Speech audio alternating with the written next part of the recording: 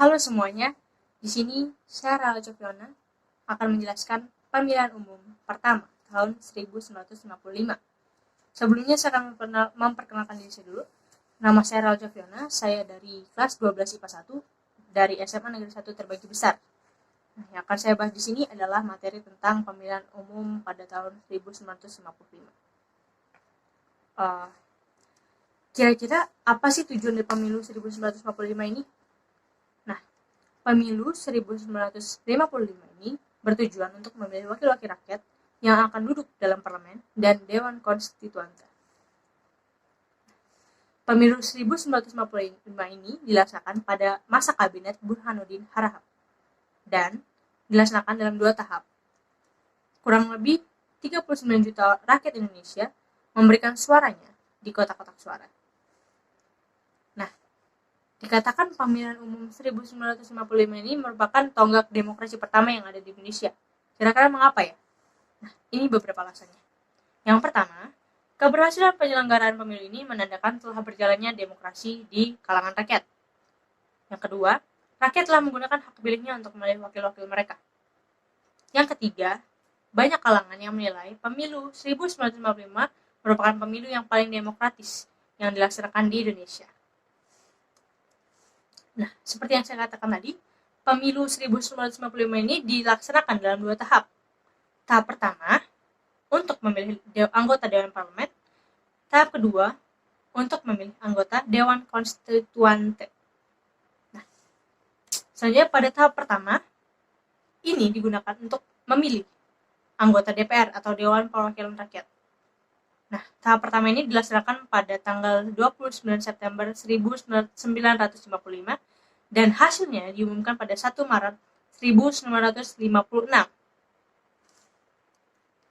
Hasil pemilu tahap 1 berikut ini.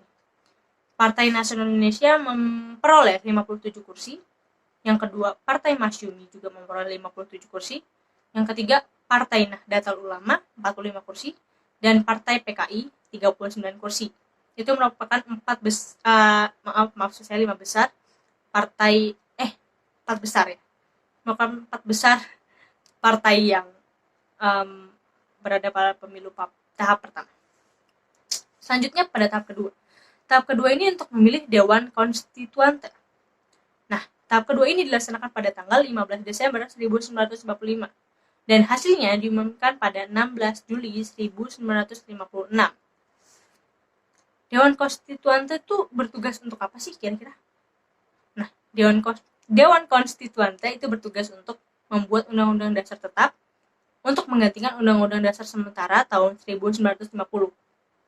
Jadi gitu. Nah, ini hasil dari pemilu tahap kedua. Tidak jauh berbeda dengan pemilu tahap pertama.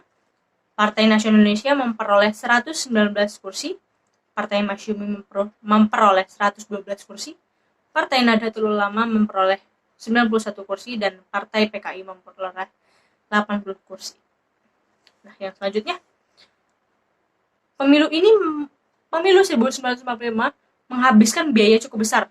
Bayangkan, 479.891.729 rupiah. Total biaya tersebut berdasarkan kebutuhan perlengkapan teknis seperti kotak suara dan honorarium panitia penyelenggara. Biaya ini dikatakan cukup besar karena pada saat itu hasil pemilihan umumnya hasilnya tuh lambat ya guys, lambat. Dan pada saat itu mata uang rupiah juga belum seperti pada saat ini ya, masih rendah nilai mata uang rupiah. Nah, selanjutnya dalam sidang konstituante yang berlangsung sejak 1956 hingga dekret Presiden 5 Juli 1959 tidak menghasilkan apa yang diamanatkan oleh Undang-Undang Dasar Sementara 1950. Itu pembahasan mengenai dasar negara mengalami banyak kesulitan karena adanya perbedaan atau konflik ideologis antara partai. Nah, oleh karena itu Presiden Soekarno mencoba mencari jalan keluar untuk permasalahan tersebut yang dengan cara mengadakan pembicaraan dengan tokoh-tokoh pemerintah, anggota Dewan Nasional, anggota Mahkamah Agung, dan pimpinan Angkatan Perang pada 4 Juli 1959 di Istana Bogor. Dan keesokan harinya memperoleh hasil, yaitu pada Minggu 5 Juli 1959 dihasilkan namanya Dekret Presiden 1959 di Istana Merdeka. Kira-kira apa sih isi pokok dari Dekret Presiden itu? Nah, yang pertama isi pokoknya itu adalah membubarkan Dewan Konstituante. Yang kedua, menyatakan berlakunya kembali Undang-Undang Dasar 1945. Yang ketiga, menyatakan tidak berlakunya Undang-Undang Dasar sementara 1950. Dan yang terakhir, akan dibentuknya Majelis Permusyawaratan Rakyat Sementara dan Dewan Pertimbangan Agung Sementara. Nah, itu merupakan presentasi saya mengenai pemilihan umum tahun 1955. Semoga ilmu yang saya sampaikan bermanfaat. Kurang lebihnya saya mohon maaf. Terima kasih.